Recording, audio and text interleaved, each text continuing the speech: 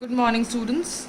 Since yesterday you have gone through the summary of the second chapter, which is second prose chapter, which is the overcoat, and I am starting with the explanation, but we'll be doing half of the chapter today.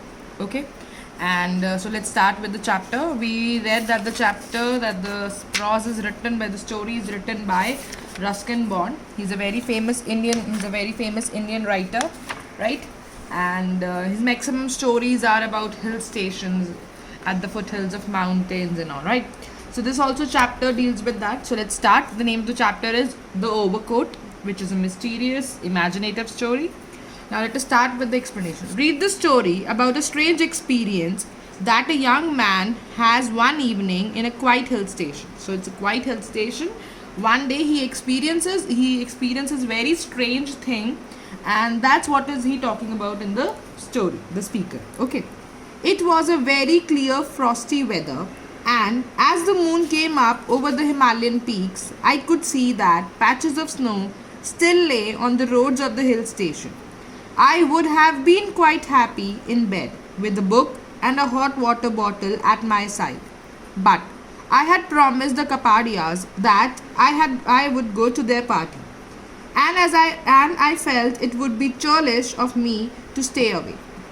I put on 2 sweaters and an old football scarf and an overcoat and set off down the moonlit road. So he's saying it was a clear frosty weather. Frosty means very cold. Okay, so it was a clear but cold weather, and as the moon came up over, moon, that means night time we are talking of. Came up over is a phrasal verb which means appear in the sky. So as the night was approaching, it was completely dark, it was completely cold also, very cold night, and the moon was over the sky. Over the Himalayan peaks, and there were Himalayan mountains, and on the top of the mountain we could see the moon. I could see the patches of snow. The speaker is saying he could still see the patches. Patches means spots or marks of snow still lay on the roads. They were still lying across the roads of the hill station. You know, in hill stations there is snowfall. So at times when the snow is not it's not going and coming in a good quantity, the time has passed that it is not going to be snowy now. So what happens? The patches of snow somewhere are left along the road, right? So it was there lying along the road at the hill station. Which hill station we're talking of? It's Missouri. Okay, we'll get to know about it. I would have been quite happy in the bed. He said I would have been happy. It's, in cold weather we prefer staying at our home, staying in our bed, enjoying the weather in the blankets and all. So he also said the same thing. I would have been quite happy. I would have been happy if I would even be in my bed. I would have a book to read and a hot water bottle at my side. Hot water bottle to stay warm. Okay. I had promised the Kapadias that. But he said, I remember that I had promised the Kapadias, they are the neighbors. So he said that I have promised the Kapadias family that I would go to their party. That he would go and attend their party. Now the party is of Christmas. So which month are we talking of? December. Right. Because Christmas comes in December. And I felt it would be churlish of me. Churlish of means would be very rude of me or mean of me of not going to the party. Say I promise you I'll come and another I don't turn up. I don't come. So it is rude of me. I promised and I didn't keep my promise. So he said it would be very bad of me, rude of me if I don't fulfill the promise. I put on 2 sweaters. So he put on means wear. So he put on 2 sweaters since it was very cold. He wore 2 sweaters and an old football scarf. Now what is football scarf? See, it is not just a scarf. I'll show you. It is not just a scarf. It is also used as a symbol or to show support and pride in a game. Okay, to show that this particular game resembles it. It is a pride. So this is being used. See, this can be called as football scarf. So it's a scarf which is basically used as a symbol for pride in a particular game. Generally it is used in soccer. Okay, now, and an overcoat, and he was wearing an overcoat. You can see it in the picture also that he is wearing an overcoat. He's having a sweater also, and he's having a scarf also. You can see that. Now see, and set off down the moonlight road. Set off means to start a journey. So he started journey to the Kapadia's house, right? down the moonlit road. Moonlit road. Moonlit road means the road was completely lightened up by the light of the moon. Okay. Is it clear, the first paragraph? Now let us see. It was a walk of just over a mile to the Kaparia's house, and I had covered about half the distance when I saw a girl standing in the middle of the road. So I said, I have just walked a mile. Mile means a long distance. He have just walked a long distance, and it was only half the distance he has walked. The same distance he has to walk still was left to be covered. And when he covered that half distance, he saw a girl was standing in the middle of the road. In the next picture, you can see that there's a girl standing, right? Now see, this is the first page clear. Now let us come to the second page. She must have been 16 or 17. So the age of the girl might be 16 or 17. She looked rather old-fashioned. The dressing style gave this look that she was dressed up in an old-fashioned style. Long hair hanging, you can see there are long hairs which are hanging. Then hanging to her waist, she had long hairs, that means. And a flamoxy squint dress. Flamoxy means to confuse someone. Okay. And squint dress, right, a squint means a small shiny metal or plastic disc seen on clothes for decoration. See, it's something like this. This is squint. This is generally used in decorating the clothes to make it look more attractive, more beautiful. So she was also having such a dress. Okay. But the color of her dress was pink and lavender. Something like this. Shiny, pink and lavender. The upper part was pink and the lower part was lavender. As you can see it in the picture. It's pink, it is lavender, and it's a shining part. This squint part that I am talking of. The squint part, which is shown in the picture as red, it is a purplish in color in the the dress the girl is wearing. Clear? That reminded me of the photos of my grandmother's family album. Now he says the dress of her, when I saw her, I felt that as if I could remember the memory of my old grandmother. She used to wear such a dress. So in olden times, full gown dresses were used to be worn by people, right? Now, when I went closer, I noticed that she had lovely eyes and a winning smile.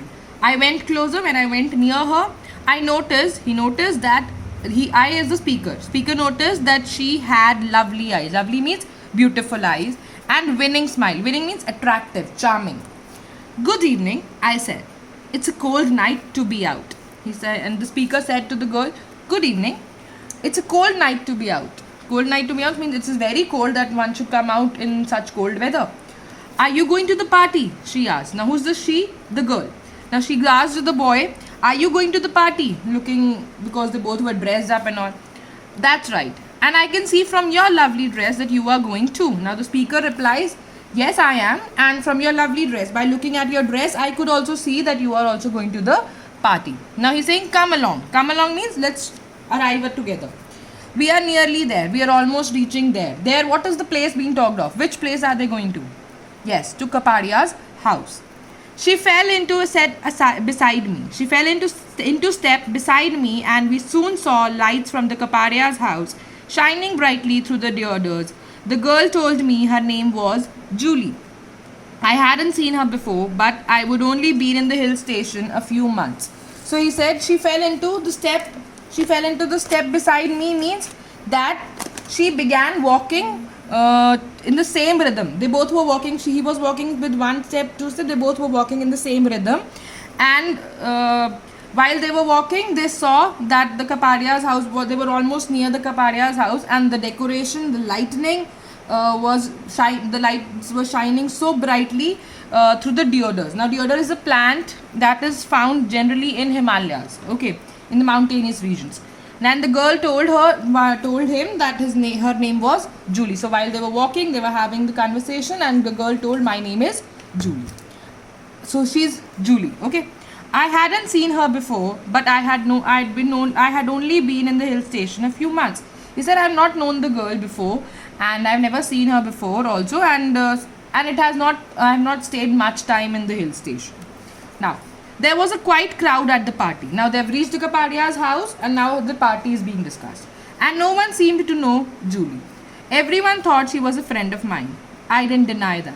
Obviously, she was someone who was feeling lonely and wanted to be friendly with people. And she was certainly enjoying herself. I didn't see her do much eating, but she flitted about from one group to another, talking, listening, laughing, and when the music began, she was dancing almost continuously. She was completely wrapped up in the music. So there was quite a crowd at the party. There was a large number of people who have gathered at the party, and no one seemed to know Julie. And it appeared. It seemed means appear as if people didn't know Julie. Everyone thought she was a friend of mine. Since she came along with me, the people thought that they both are friends. The speaker and Julie are friends. I did not deny that. Denied means refuse. He said, I did not even say no, that we are not friends. He agreed. Obviously, she was someone who was feeling lonely. Why? Because he also felt that she wanted to be friends. So, rather than being lonely, he agreed that she wanted to friends with him and other people. And she was certainly enjoying herself. She was definitely enjoying the party and getting involved in the party. I did not see her do much eating. She wasn't busy with eating stuff only. She was flitted about from one group to another. Flitted means move swiftly. She was there with one group, then going with the other group, enjoying the party thoroughly. She was talking to people, she was listening to their talks, to the music, she was laughing, and when the music began and when the music completely started, she started dancing, and she was completely wrapped up in the music. That means, wrapped up in the music means to spend so much time in doing something that you don't know anything else. So you're getting completely involved in the music, enjoying it fully. Clear? Now, it was almost midnight when I got up to go. As I was saying good night to my hosts and wishing everyone a Merry Christmas, Julie slipped her arm into mine and said she would be going home too. Now, it was almost midnight. Midnight means at night, 12 o'clock. 12 o'clock at night. Now he said he got up. I got up to go. Got up means to rise at one's feet, to stand up, and he got up and he said that I am going, and good night. He was wishing them good night. The host. Now who's the host? The one who organizes a party, invites you at a party, right? So who was the one who has organized the party or invited the speaker and Julie to the party? The Kapadias. So the Kapadias are the hosts. So he said good night to them and wishing everyone a Merry Christmas. And he was wishing everyone a Merry Christmas. Now it was a Christmas party that has been organized. Julie slipped her arm into mine. Now he also held her hand. Julie held his hand and said that I am also going to go home along with you. Now they both left from the Kapadia's house. Clear? When we were outside, I said, where do you live, Julie? Now when they were walking, outside means they were on the way. I said, the speaker asked, where do you live, Julie? Where do you live? Where is your home? At Walsburn, she said, right at the top of the hill. Now she said, right at the top of the hill, there's this estate in Missouri. Now this place is in Missouri. He's saying that Walsburn is an estate in Missouri. So at the top, I live there. There's a cold wind, I said. Now the speaker said, cold wind is blowing. And although your dress is beautiful, your dress is very beautiful, but it does not look very warm. He is appreciating the dress also, but along with, according to the weather, he's saying that it is not going to keep you warm. So you will feel cold in this dress. Here you would better wear my overcoat. So you better wear my overcoat. I have plenty of protection. Plenty of protection means he is wearing so many layers of clothes that he will be protected from the cold winds and she would not be. So he offered his overcoat to Julie. Now this gives a good impression about the speaker, that he's friendly, he understands that the weather would make Julie feels sick. So he was caring also, right? Now the next part of the chapter will continue in the next video, in the next class. Hope you have understood till now. Thank you.